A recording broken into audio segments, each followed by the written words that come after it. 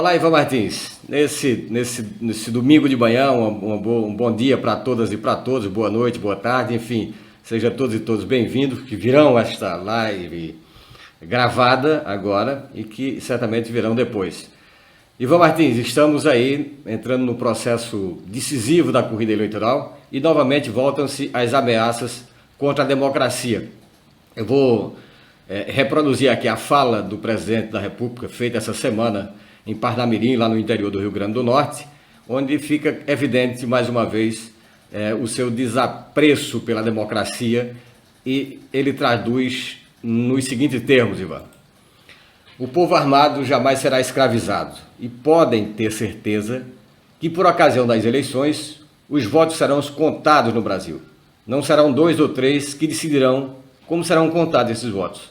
Nós defendemos a democracia, nós defendemos a liberdade, e tudo nós faremos, até com o sacrifício da própria vida, para que esses direitos sejam de fato relevantes e cumpridos no país, disse o mandatário candidato a ditador. O que isso significa, Ivan, num processo eleitoral que se inicia? Bom dia, Jair. Bom dia também a todos aqueles e aquelas que nos assistem, que nos escutam. Jair, não demos oficialmente ainda a largada eleitoral, o processo de campanha, mas a extrema-direita brasileira já está em campanha desde o segundo semestre do ano passado e acelera-se nesse ritmo de campanha. Eu penso que, primeira coisa, o presidente quer manter ativa, ouriçada, atenta à sua base ideológica mais fiel, aquela mais radical. E é impressionante que, a essa altura, no último ano do seu governo, ele mantenha este mesmo discurso. Não significa, Jair, que ele tenha, em algum momento, abandonado o discurso. Quando nós tivemos aquele hiato, o silêncio nesse tipo de discurso golpista, a partir do 7 de setembro até meados de dezembro, é porque o presidente foi obrigado a silenciar-se acerca desses temas, por conta da correlação de forças, e é inadmissível que, dentro do Estado democrático de direito, nós venhamos a permitir que alguém que ocupe a função presidencial se utilize de suas prerrogativas para atentar contra o próprio Estado democrático de direito. Então, isso é pronto, nós não podemos admitir, é inadmissível esse aspecto. Daí, voltamos ao seguinte, Jair. Em meio aos escândalos de corrupção, especialmente agora, dentro do Ministério da Educação, aquele com barras de ouro e bíblias, aquele foi um, mas surgiu outro, que é a compra de ônibus escolares, com o Fundo Nacional de Desenvolvimento da Educação, a compra de ônibus superfaturados. A gente até esquece que houve lá atrás uma compra de tratores superfaturados, o tratoraço. Então, em meio a esses escândalos de corrupção, indícios gravíssimos dentro do governo, o presidente retoma aí seu discurso golpista. E existe, e aí é o segundo aspecto, existe, claro, uma possibilidade real de um golpe por parte do presidente e dos seus apoiadores, Jair. Nós não podemos fechar os olhos para isso. Ele tem anunciado e nós precisamos estar atentos e atentas, porque os sinais estão postos. Veja só, ele coloca numa mesma frase o fato de parte da população que é vinculada ideologicamente a ele estar armada e o voto que já é secreto, auditável, seguro, mas que ele pretende, obviamente, interferir nas eleições. Então, nós teríamos 2 cenários.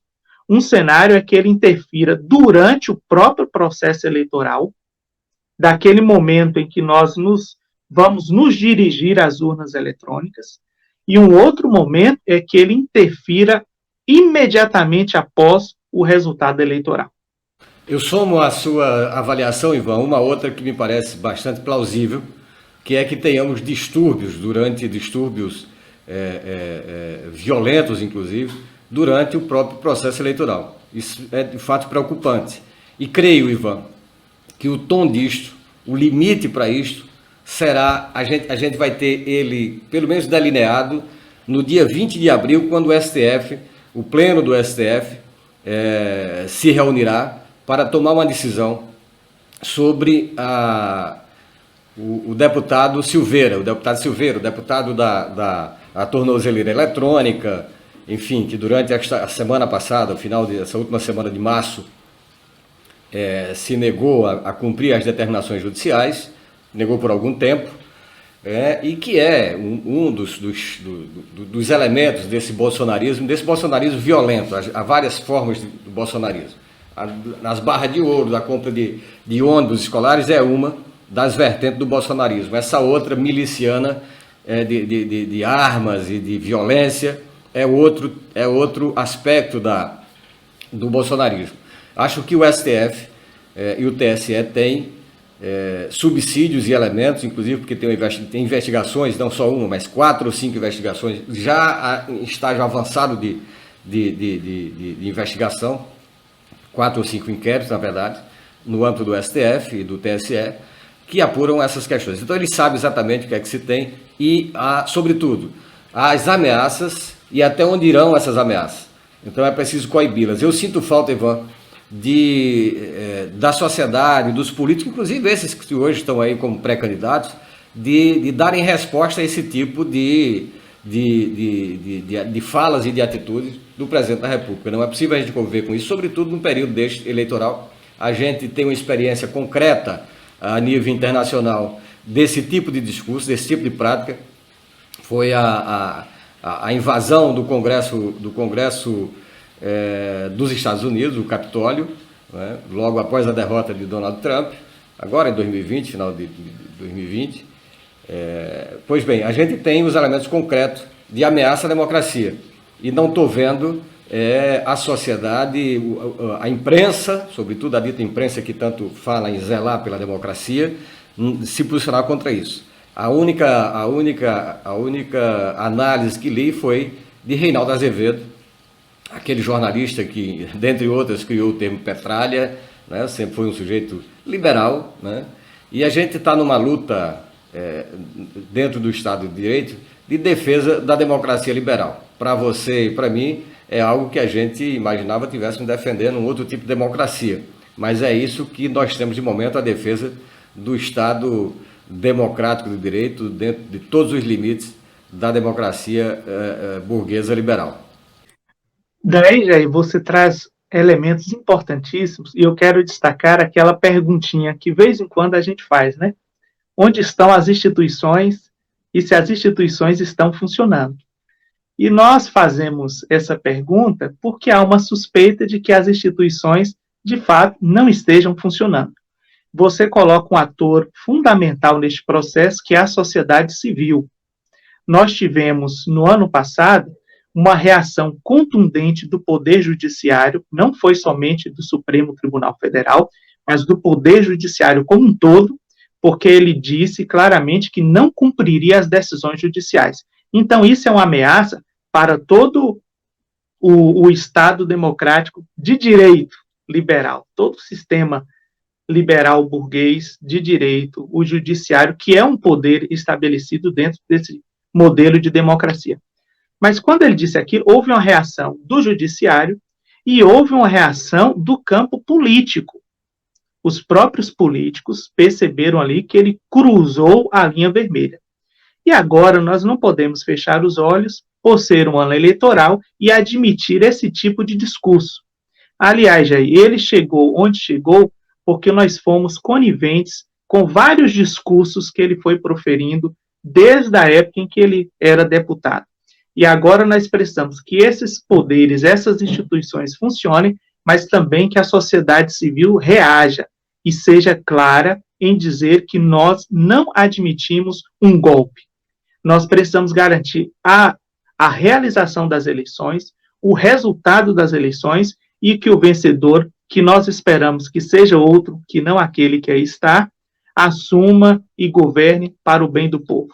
e o Exército também precisa novamente vir a público e se posicionar e dizer que não está neste barco golpista, que ele está ao lado do povo brasileiro e da defesa da democracia. Ivan Martins, nesse rápido xadrez político extra de agora, eu quero encerrar aqui dizendo o seguinte: o Estado Nacional não é um campo de futebol, não é um estádio de futebol, não é o Maracanã, não é o Arruda do meu querido Santa Cruz, e a democracia não cabe em 4 linhas, como sempre falou o presidente da República. O Estado é muito maior do que isso, do que uma partida de futebol, e a eleição, ainda que a gente chame de um jogo eleitoral, ela não é uma partida de futebol de 90, de 120 minutos, como quer o presidente da República. A defesa da democracia, a defesa do Estado, a defesa das instituições, ela passa, sobretudo, pela defesa feita pela sociedade civil, pelos movimentos sociais, pelo povo organizado, e não por milícia armada.